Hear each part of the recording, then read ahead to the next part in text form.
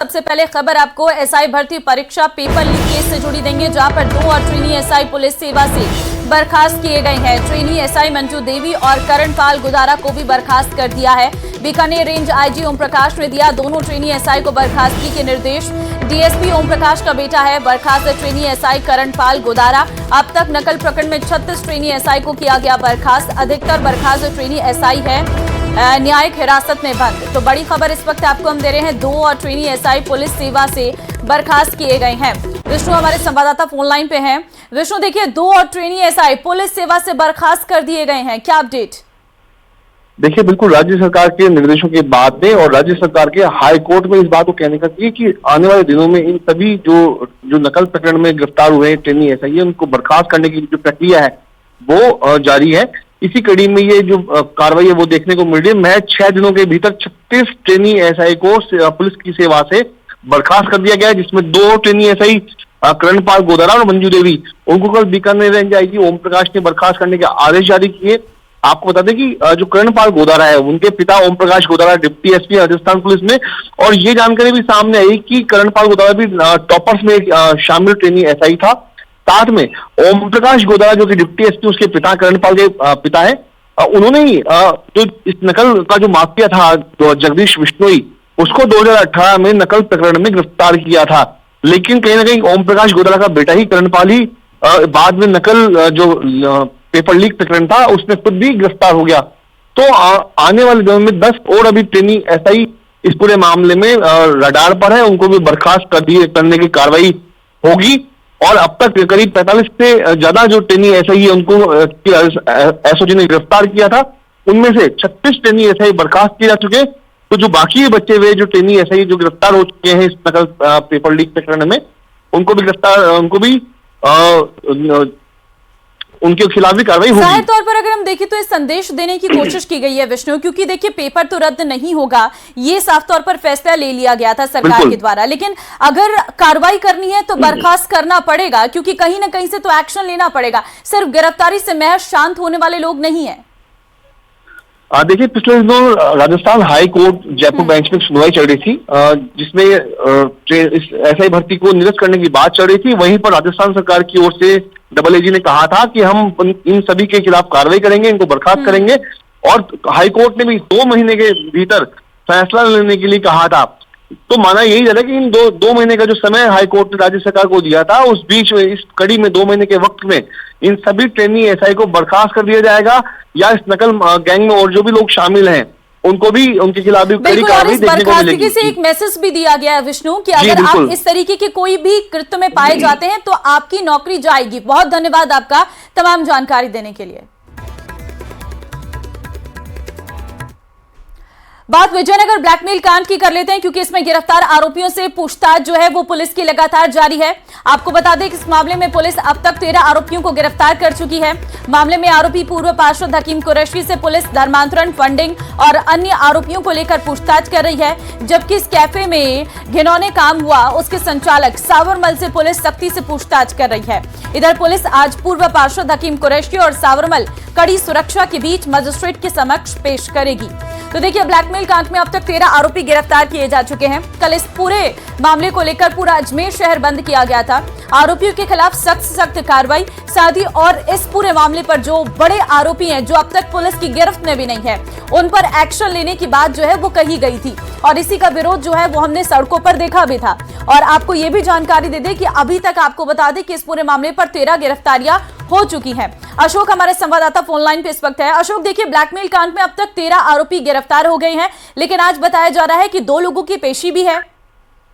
जी बिल्कुल, इस मामले के संरक्षक कहे जाने वाले पूर्व पार्षद जो हैं हाकिम कुरैशी, उनकी आज पेशी की जानी है। उसके साथ साथ जो बेंगलोर से गिरफ्तार हुए हैं सावरमाल जो कैफे संचालक है, उन दोनों की पेशी आज जो है अजमेर में की जानी है। इसे लेकर सुरक्षा के कड़े इंतजाम किए गए हैं। लेकिन ये दोनों ही जो आरोपी हैं वो इनसे अलग अलग मामलों को लेकर पूछताछ की गई। जो हाकिम कुरैशी है उससे धर्मांतरण के साथ साथ फंडिंग कहां से होती है, ब्लैकमेल कांड में और कौन कौन जुड़े हैं, और ये संरक्षण किसके इशारे पर दे रहा था, इन सभी विषयों को लेकर जो है हाकिम से पूछताछ हुई थी। 5 दिन की रिमांड पर हाकिम था, अब उसे आज जो है न्यायालय में पेश किया जाएगा और हो सकता है कि और जो है उससे रिमांड पर लिया जा सके। तो इसके साथ साथ जो बेंगलोर से गिरफ्तार हुआ था कैफे संचालक, जैसे ही मुकदमा दर्ज हुआ था, कैफे संचालक सावरमल जो है बेंगलोर जो है फरार हो गया था और उस पर जो है 5,000 का इनाम रखा था।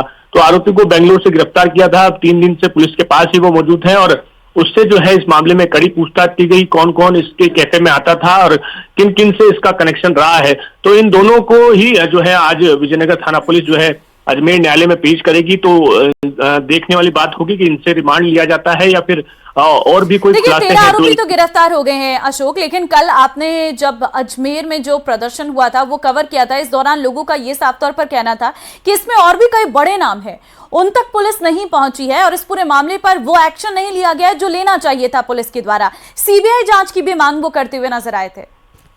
जी बिल्कुल, इस मामले में एसआईटी का गठन करने की मांग भी जो जोरों से उठ रही है। साथ ही लोगों ने इस मामले में सीबीआई की जांच की मांग की है, जिससे कि इस मामले में जो मुख्य आरोपी हैं, जिनको बताया जाए कि इसके पीछे किसी न किसी जो बड़े संगठन है या फिर कट्टरवादी संगठन है, उनका जो है संरक्षण हो सकता है। तो इस मामले में आरोपियों से पूछताछ यहाँ पर की जा रही है। साथ ही अजमेर की बात करें तो विधानसभा अध्यक्ष वासुदेव देवनानी ने इस मामले में जो है अधिकारियों को निर्देश दिए कि एसआईटी का गठन कर इस मामले में उचित कार्रवाई की जाए और संभवतः बुलडोजर की कार्रवाई भी जो है इस मामले में की जा सकती है, क्योंकि विधानसभा अध्यक्ष ने इस मामले में कहा है कि जो भी अनाधिकृत रूप से चाहे अजमेर हो चाहे अन्य स्थान हो वहां पर रह रहे हैं और इस मामले में ब्लैकमेल कांड से जुड़े जो आरोपी हैं उन पर जो है दस्तावेजों की उनकी छानबीन की जाए और अगर वह अनाधिकृत रूप से रह रहे हैं तो उन पर जो है ये कार्रवाई बिल्कुल अशोक, बहुत धन्यवाद फिलहाल आपका तमाम जानकारी देने के लिए।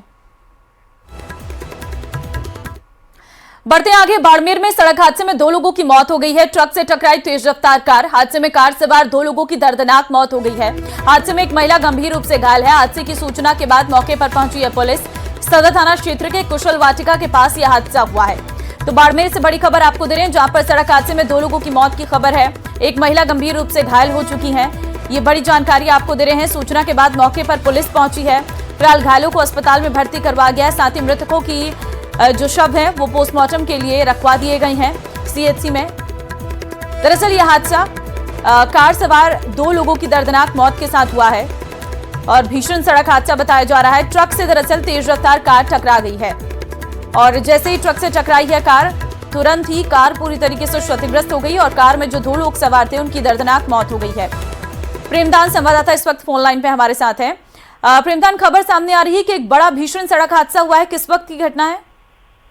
देखिए, देर रात की घटना है जिसमें आगे चल रही एक ट्रक के अंदर तेज रफ्तार कार जो है पीछे से अंदर घुस गई, जिसमें 2 लोगों की मौके मौत हो गई। वहीं एक महिला जो है वो गंभीर रूप से घायल हो गई, जिसका बाड़मेर के राजकीय चिकित्सालय में इलाज चल रहा है। घटना की जानकारी मिलते ही पुलिस अधीक्षक सहित पुलिस के जब्ता मौके पर पहुंचा और घायलों को हॉस्पिटल में भर्ती करवाया गया और उसके साथ ही दोनों ही शव को जो है मोर्चरी में रखाया गया। वाहनों को हटा करके यातायात को सुचारू करवा गया। ये जो कुशल वाटिका है आदुराम का पेट्रोल पंप के पास, यहाँ पर ये दे रहा था। लेकिन जो घायल हुए हैं उनकी स्थिति कैसी है? देखिए, एक महिला है जो घायल है, जिसका इलाज चल रहा है और वो भी गंभीर है, क्योंकि हादसा बहुत गंभीर था, क्योंकि आगे चल रहे एक ट्रक के अंदर जो कार है वो पीछे से अंदर घुस गई। धन्यवाद आपका प्रेमदान तमाम जानकारी देने के लिए। तो हादसा एकदम भीषण था क्योंकि आगे चल रही ट्रक से जो है कार टकरा गई थी और ट्रक के अंदर घुस गई थी कार, ऐसी जानकारी सामने आ रही है। रात के समय की ये पूरी घटना है और जो महिला घायल है उसकी भी हालत गंभीर है। बढ़ते आगे, अलवर के कठुमर से खबर आपको देंगे, जहां पर मैरिज होम में बाइक चोरी करने का प्रयास किया गया है। युवक को बाइक चोरी करते हुए लोगों ने दबोच लिया है। लॉक तोड़कर बाइक चोरी करने का प्रयास किया गया। शादी कार्यक्रम के दौरान कर रहा था बाइक चोरी। पुलिस ने हवाले कर दिया गया है लोगों ने युवक को। फिलहाल पुलिस इस पूरे मामले की जांच कर रही है, लेकिन हम आपको तस्वीर भी दिखा रहे हैं। यह है वो बाइक चोर जो पकड़ा गया है, जिसे अब पुलिस के हवाले कर दिया गया है। दरअसल यहाँ पर शादी का समारोह चल रहा था और इस दौरान लॉक तोड़कर बाइक चोरी करने का प्रयास कर रहे थे।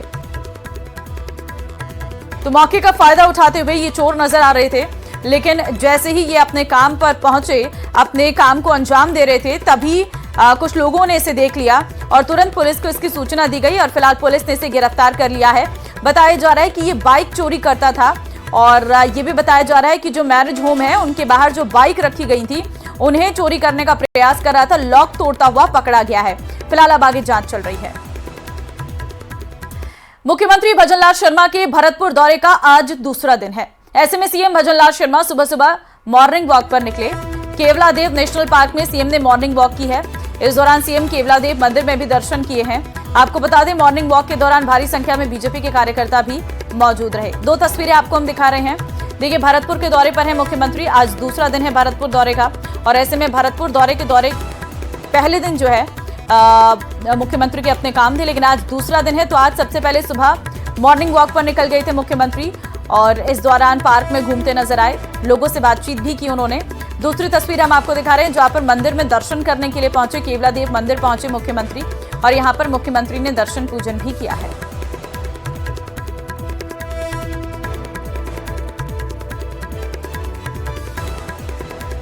तो देखिए, बीजेपी कार्यकर्ता भी इस दौरान मौजूद रहे। सीएम भजनलाल शर्मा के भरतपुर दौरे का आज दूसरा दिन है। ऐसे में सीएम भजनलाल शर्मा सुबह सुबह मॉर्निंग वॉक पर निकले। केवलादेव नेशनल पार्क में सीएम ने मॉर्निंग वॉक की है और इस दौरान सीएम केवलादेव मंदिर में भी दर्शन करने के लिए गए। आपको बता दें, मॉर्निंग वॉक के दौरान भारी संख्या में बीजेपी के कार्यकर्ता भी मौजूद रहे।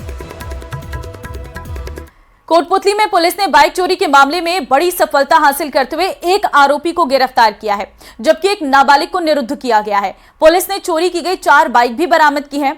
गिरफ्तार आरोपी सचिन मीणा नांगल माव सिंह गांव का रहने वाला है। पुलिस ने बताया कि 28 जनवरी को प्लस अस्पताल के पास से एक बाइक चोरी हुई थी। मामला दर्ज होने पर पुलिस ने जांच शुरू की और आरोपी को गिरफ्तार कर लिया। तो चोरी की गई 4 बाइक जो है वो बरामद कर ली है। एक बाइक चोर को भी गिरफ्तार किया है। बाइक चोर पर यह शिकंजा देखने को मिला है। पुलिस ने बाइक चोर को दबोचा है और एक बाइक चोर को गिरफ्तार किया गया है। कोटा के रानूपुर इलाके में एक 13 साल की स्कूली छात्र लापता हो गया है। आपको बता दें, छात्र का आज तीसरा दिन है कि कोई सुराग हाथ नहीं लग पाया है। कोचिंग का कहकर छात्र घर से निकला था लेकिन वापस नहीं लौटा। परिजनों ने रानपुर थाने में गुमशुदगी की रिपोर्ट दर्ज करवाई थी। हालांकि छात्र के भीलवाड़ा में होने की सूचना के बाद पुलिस की टीमें भीलवाड़ा सहित आसपास के इलाके में भिजवाई गई। 13 साल का छात्र कलम का कुआं गांव का निवासी है और 8वीं कक्षा में पढ़ता है। फिलहाल रानपुर थाना पुलिस पूरे मामले की जांच कर रही है। तो एक लापता स्कूली छात्र की तलाश लगातार पुलिस के द्वारा की जा रही है। 3 दिन हो चुके हैं लेकिन छात्र का कोई सुराग नहीं लग पाया है और 8वीं में पढ़ता है, ये जानकारी सामने आ रही है। बहुत कम उम्र का है ये।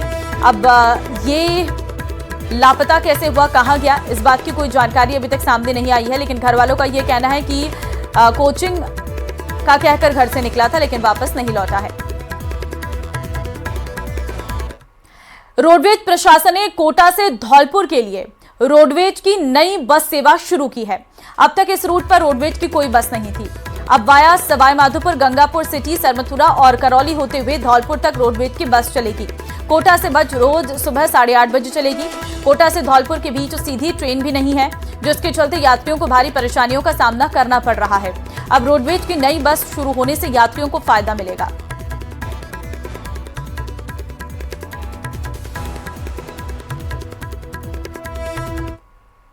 कोटा के अयाना कैनाल ब्रांच मुख्य नहर से किसानों को पानी नहीं मिलने से खेतों में खड़ी फसल सूखने लगी है।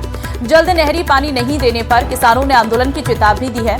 किसानों का कहना है कि कैनाल ब्रांच मुख्य नहर से जल प्रवाह नहीं होने से फसलें सूख रही हैं। अगर जल्द ही इस मामले में पानी उपलब्ध नहीं करवाया गया तो धरना प्रदर्शन किया जाएगा। तो वहीं ग्रामीण के कई इलाकों में नहरों में कांजी जमा होने के चलते पानी का प्रवाह बहुत धीमी गति से हो रहा है, जिसके चलते टेल तक पानी नहीं पहुंच पाता है और किसानों को परेशानियों का सामना करना पड़ रहा है।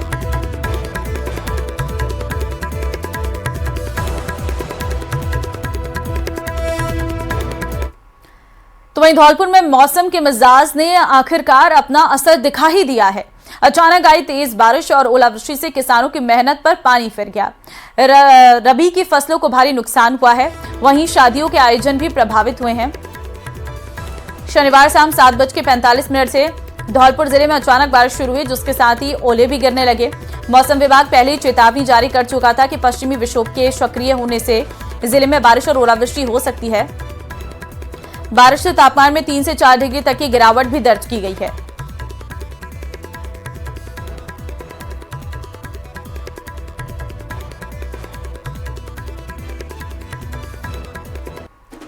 नेताओं पर बदजुबानी और सांप्रदायिक माहौल बिगाड़ने के आरोप लगते हैं। घपले घोटाले में भी जेल जाते देखे जाते हैं, लेकिन ऐसे आरोप शायद ही कभी लगे हों जैसे श्रीगंगानगर के इन दो नेताओं पर लगे हैं।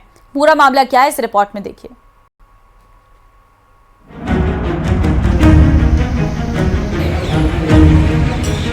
नेताओं की खुली पोल, बीच बजरिया फट गया ढोल। ऐसे रहबरों से अल्लाह बचाए।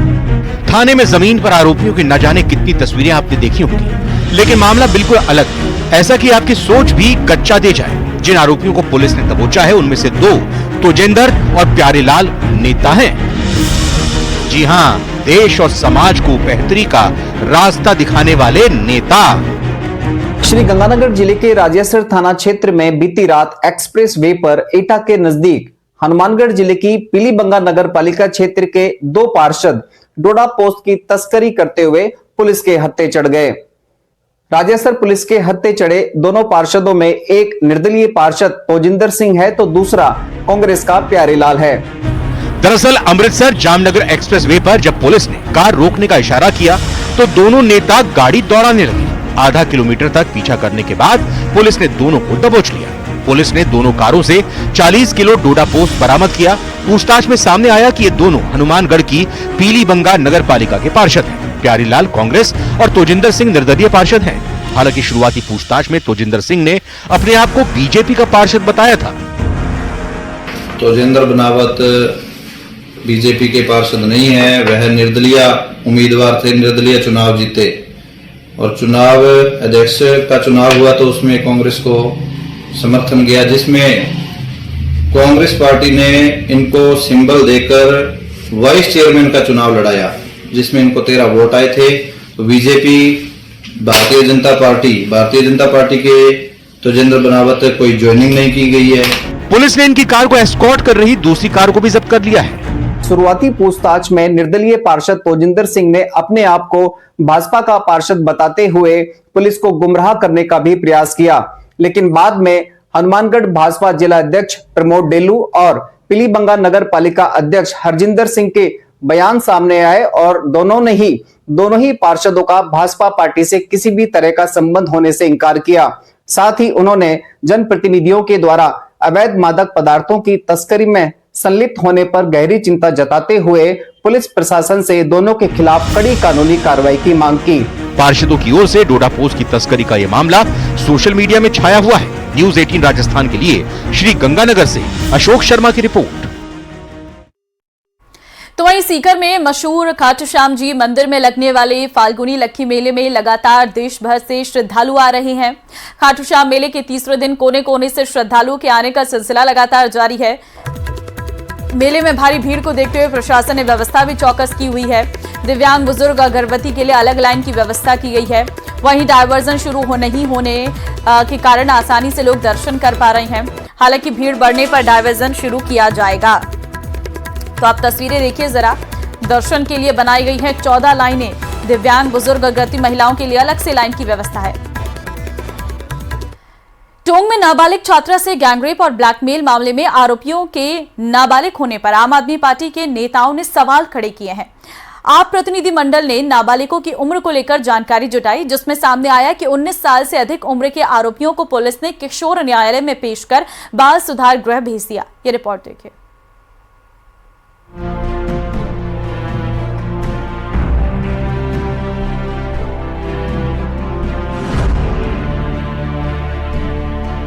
जो बच्चा जो नाबालिग रेप कर सकता है वो नाबालिग कैसे, और उसको किसी भी प्रकार का किसी भी प्रकार से उसका बचाव क्यों होना चाहिए।